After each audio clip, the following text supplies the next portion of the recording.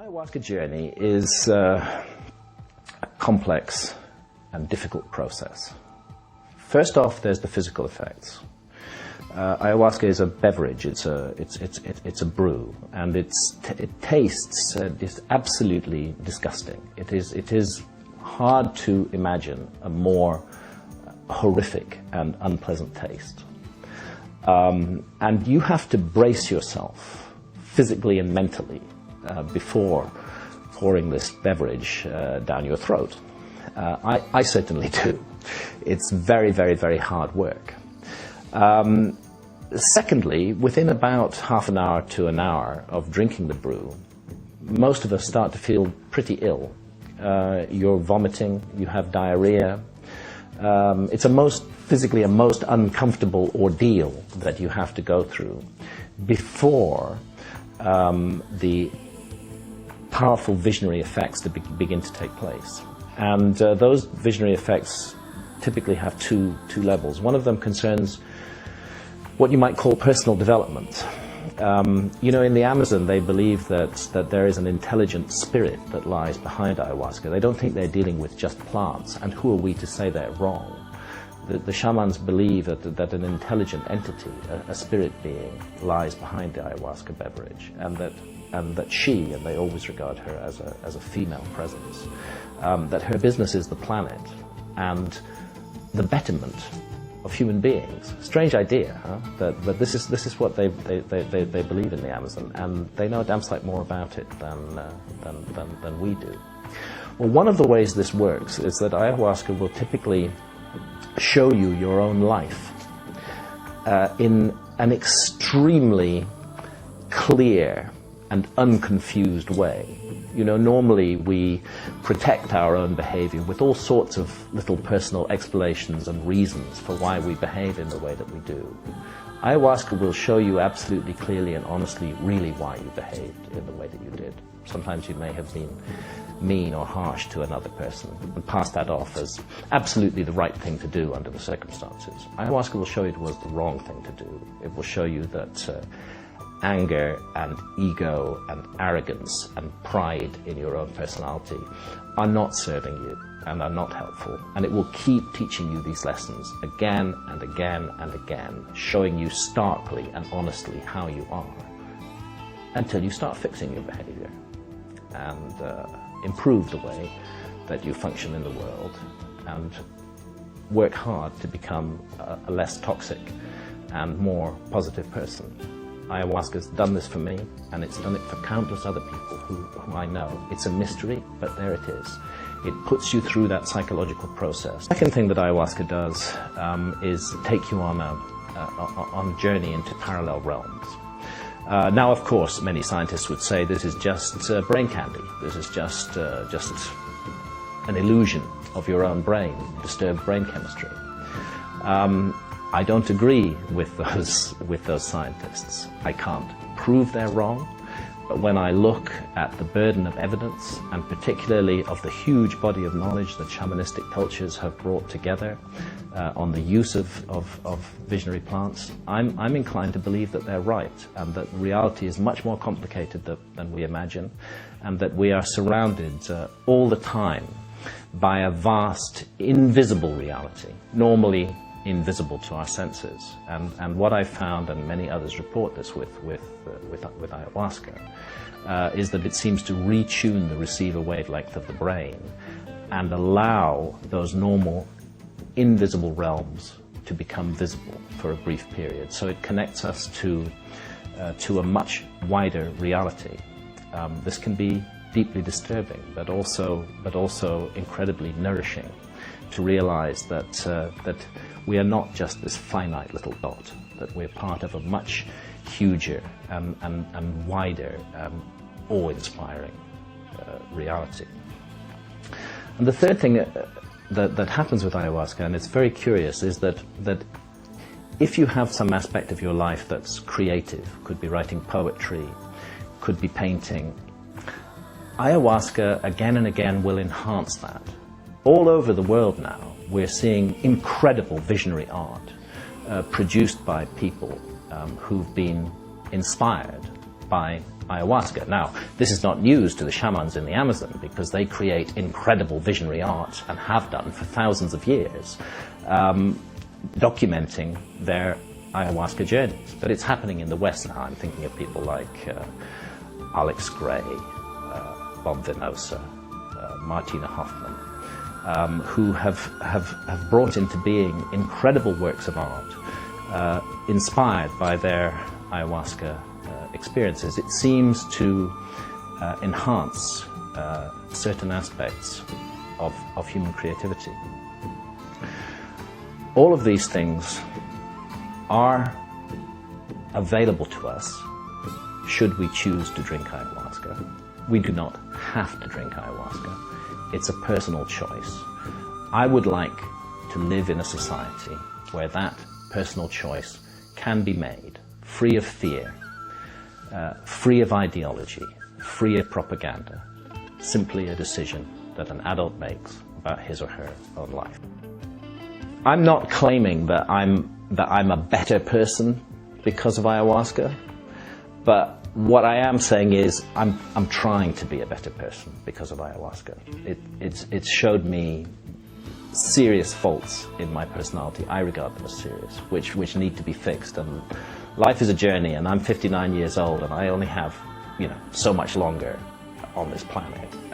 With the time I have left, I would like to do it right rather than do it wrong. And I'm grateful to ayahuasca for showing me where I've been doing things wrong.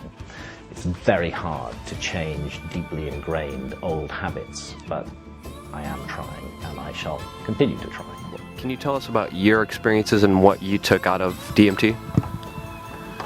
Well, I took it in the form of ayahuasca. I only took it twice in about 3 days in Brazil in 2003. I've not touched it since, and I don't feel the need to. But the experience I had was massive. And for me, people say, it took me somewhere. I don't think it takes us anywhere. I think it takes us to where we already are. And if we're in a really deeply negative state, you can take this stuff and have a real, what they used to call in the 60s, a bad trip. Or if you're in another state, you can have a wonderful experience. My experience was just unforgettable. I mean, I had a voice, a woman's voice, which is, what is a woman's voice? Oh, it's just it's a woman talking to him. No, it's a frequency. It is an information field of a certain frequency, and certain frequencies you decode as female, and certain frequencies you decode as male. It's a consciousness that is communicating, and almost certainly, it has to be if we're all infinite awareness, it's an expression of your own consciousness, just a very much deeper level of it. And for 5 hours it talked to me about the illusory nature of reality, and I had instant recall of every word afterwards, which was amazing in itself. And I was taken to a place, I'm using human language here, taken to a place. It's very hard to describe. Yeah. And I tell you, it's a place that I experienced as beyond the realm of vibration. Because anything that vibrates, this is actually, funnily enough, Luke, this is one of the many really stunning lines that this voice communicated to me. Because when it started off, it said, we're going to take you to where you come from, so you will understand better where you are and where you're coming back to. And then it kept repeating, this is right at the start of this voice starting, 5 hours. Infinite love is the only truth, everything else is illusion. And when you study near-death experiences and all that stuff, when they go into these realms beyond the body, I have never come across anyone that wanted to come back, because they talk about this unbelievable bliss and love and all the rest of it. And anyway, I had this stunning line I was talking about at one point. It said, infinite love is the only truth, everything else is illusion. If it vibrates, it's illusion. Because the pure, infinite, all that is, all possibility, is still and silent. People think that things have to move to be something, and actually silence is all sound. It's all possibility waiting to manifest. So if I'm talking now, I have picked out of that infinite possibility of sound, I have picked out the words that I am talking. And when I stop, apart from the traffic, it's gone back into silence. Within the silence is everything. So I experience this as this silent stillness, as the infinite point of attention. And it took the form of this sounds really funny, but if you've experienced it, people know what I mean. I saw it as a shining blackness. Shining blackness. Now, years later, in fact, in the last 12 months, there was a doctor called Ibn Alexander, and he was, I think he's in New York, and he was a neurosurgeon. I think he still is. And he was one of these rigid kind of people. He admits it in his book. I was one of these rigid people. Obviously people would have near-death experiences when he was doing his surgery sometimes, and they'd tell him their stories. And as he said, I thought, oh, that's very interesting. A lot of rubbish, but it's very interesting. And it was like mainstream. This is not possible. This world is all there is. And then he got it was a form of meningitis that was so bad that his brain shut down in every area apart from the most primitive level that was necessary to keep him alive. This man, in effect, died for 7 days. And this is the interesting point which he points out.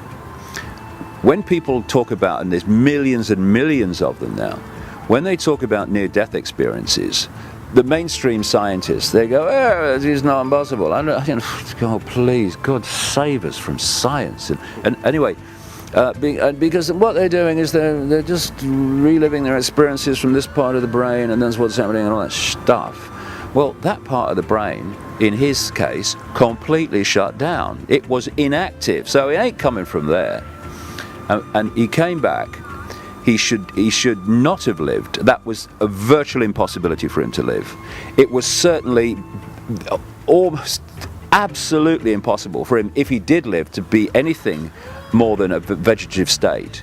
And he came back after a transition period completely normal and went on with his life. And he wrote this book about it, which became a New York bestseller. Why I'm telling you this story, it's very interesting, I think, is because when he first left the body and had a near-death experience himself, he entered a realm. I talk about this in the new book that's coming out in the autumn. He went into a realm that was classically the realm of the demons and the what I would call the archons and the reptilian entities and all this stuff. In fact, he talks about seeing reptilian beings brushing against him and all that stuff. And then a light came down, and he was taken out, what he called through the gate, into this amazing, blissful place, and on and on and on, until, this is where I'm coming round to, he said he was taken to experience the ultimate, the source. And you know what he calls it? The dazzling darkness. Wow. Exactly what I experienced. Yeah. And the dazzling darkness is mesmerizing, because it is all that is, has been, and ever can be. And then we pull that all potential, all possibility, all potential into worlds of certain expressions of that potential, and this is one of them. And so that experience with the ayahuasca, DMT, was massively important for me, because what I did then, you know, what I do when I research, I don't just take one thing and then say, well, that's all right then. I came back to England and I looked at the mainstream science in all the different areas to see if I could confirm that what was being said was true. Everything checked out, the whole bloody thing. And once you've got this point where you realize it's an illusion, you can still interact with the illusion and live in the illusion, but you know it's an illusion, and illusions only control you when you think they're real. This is why it's important to understand the nature of what we're in, because if we think this is solid and all the rest of it, what does solid say immediately? Limitation, can't be done. And yet it's just a holographic projection of infinite possibility, which is totally malleable and can be changed any time.